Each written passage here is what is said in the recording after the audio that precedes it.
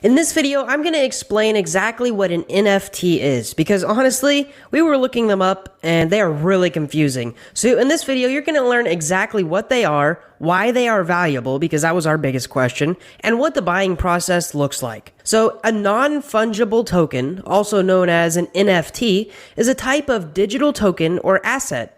A common analogy is to think of these as digital trading cards or digital paintings. Whenever you buy an NFT, you are basically just buying the rights to that specific asset. Now, non-fungible means that it can't be changed whenever it is created. You can't split it up, and it must be distinguishable from something else. Unlike a Bitcoin, one Bitcoin is the exact same as another Bitcoin. Well, with NFTs, they're never the same. They're always different. And also, a token is just a small piece of data that you own. Together, an NFT is a token that you own that doesn't change throughout time. So that's the basics. But when it comes down to the technicals, what exactly is an NFT? Well, NFTs are actually just a piece of data that is owned by an address. And whoever has the password to that address, they own that piece of data. And this piece of data can be bought and sold to different addresses. And that data is verified on a blockchain. And you can actually check the owner history is always trackable with an NFT. For example, this crypto kitty that's sold for $600,000 is essentially just a small URL that is owned by an address. The only thing that person owns is a tiny piece of data. Now that piece of data points to a server somewhere that usually hosts an image. And technically, whoever owns that server could change the image. And it's important to know what you are actually buying when you buy an NFT. You are buying a piece of data that points to a server that hosts either an image or a GIF. You should know that the server could change, or that the image and GIF could change. It's actually the specific piece of data that you actually own on the blockchain, not the access to the server and not the image or the GIF, but rather that tiny piece of data that points to the server. So in a sense, when you buy an NFT, you're buying a small piece of data that represents something larger.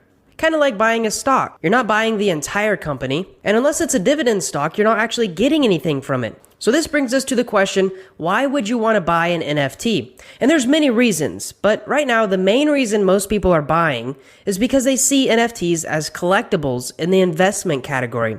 So let's go over 4 main things that make an NFT valuable. Number 1, first. So just like Bitcoin is so popular because it was the first cryptocurrency, the first NFTs of specific creators or businesses will also have value. For example, Pokemon cards are quickly gaining popularity, and the most expensive cards are those that were produced in the first edition. So let's say if you have the first United States NFT, it will likely have some perceived value. The second thing that makes an NFT valuable is its utility, which in other words is the real-world benefits. So imagine if Elvis Presley was still alive and he sold 50 NFTs. Now by owning one of them, you could have lifetime access to any of the shows that he participated in. Now these NFTs would quickly become popular and very expensive due to their real-world benefits.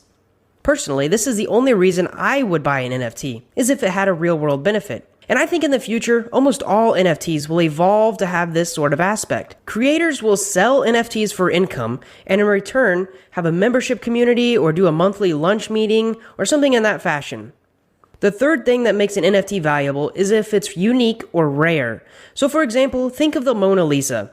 Anyone can have a copy of the Mona Lisa in their room, but only one person, or a museum in this case, can hang up the real painting by Leonardo da Vinci for everyone to view. Now the same goes for the original Constitution of the United States, or a Babe Ruth signed baseball. They are rare. Imagine if Stephen Hawking only minted 3 NFTs.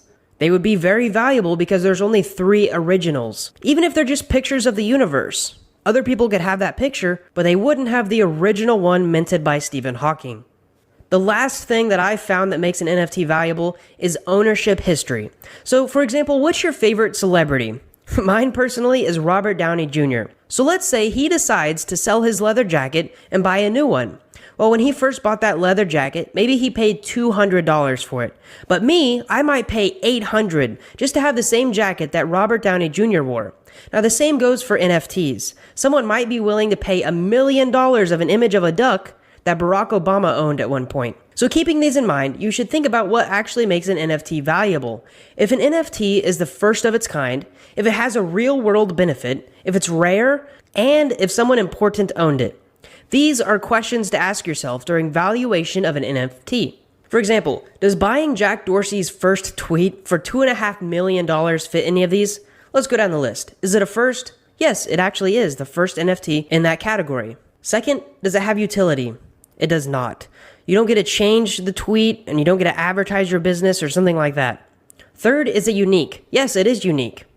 Lastly, what about its ownership history? Well, this is actually a no. Yes, it is Jack Dorsey's first tweet, but nobody famous has actually owned the specific NFT yet. To fit this category, for example, maybe it was my tweet and then PewDiePie owned it. Then the answer would be yes. But in this example, it only checks 2 of the boxes.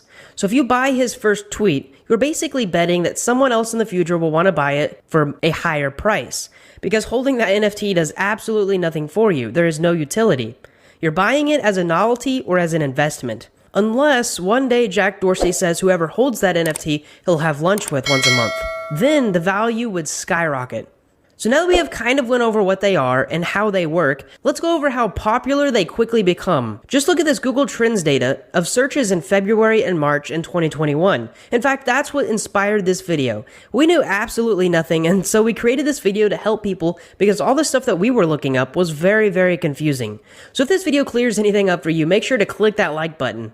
Also, as a newer channel, you might consider subscribing because it helps us immensely, as this video actually took hours to research, write, and animate. Moving on, I'd like to tell you the 11 most valuable NFTs. Now this might get a little rambly and you can skip ahead if you don't want to listen to them.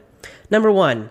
CryptoPunk 6965. In February 19, 2021, it sold for 800 Ethereum. Next we have CryptoPunk 4156, which sold for 650 Ethereum in February 18th, 2021. Third, we have CryptoPunk 2890, which sold for 605 Ethereum in January 24th, 2021. Then we have the famous Dragon CryptoKitty, which sold for 600 Ethereum. CryptoPunk 6487, which sold for 550 Ethereum. Next up, we have some land in the Decentraland world, around 12,600 square meters. It sold for 514 Ethereum. Next is something called Hashmask 9939, which sold for 420 Ethereum. This really interesting car concept, the F1 Delta Time, actually sold for 415 Ethereum. Another CryptoPunk sold for 400 Ethereum, and an actual lot of land in the Decentraland world sold for 345 Ethereum. And the famous Nyan Cat sold for 300 Ethereum on February 19th, 2021. So another important question to ask about NFTs is, can someone copy your NFT? Well, technically, yes. Someone can copy an NFT just like any other piece of artwork, but the original NFT address can be traced back to the original creator since all NFTs have a log of their transaction history. It's also important to note someone could create a new NFT that points to the exact same hosting address that the original NFT does, or they could point it to a different address that is of the same image or GIF. Now, the value in an NFT is not the image, it's the specific piece of data. Just like I could make a free throw at my local YMCA, and LeBron James could toss one in while 30,000 people are watching. Even though these are basically the same thing, one has way more value based on what other people think of it. I may be doing the exact same thing LeBron is doing, but people value his free throw way more than mine.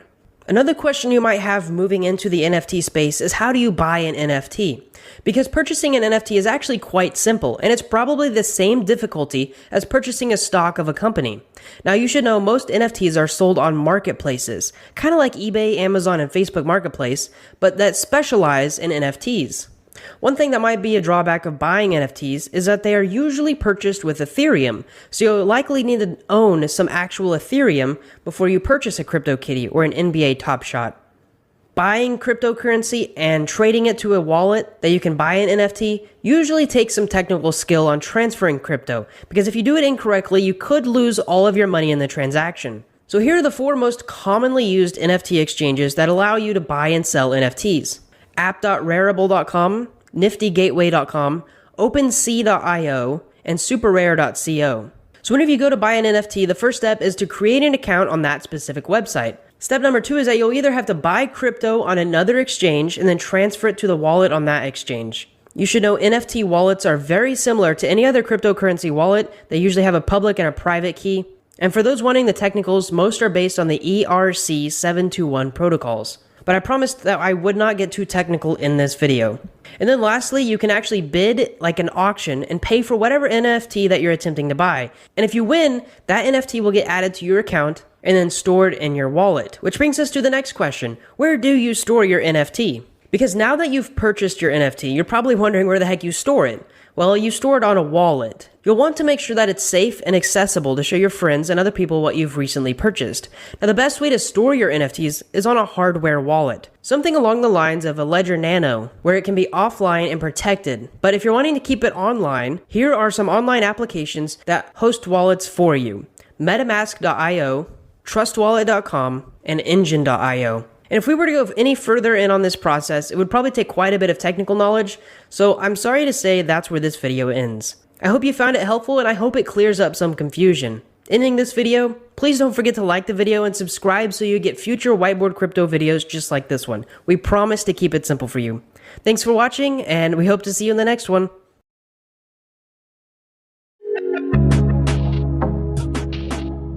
Thanks for watching. Subscribe for more updates.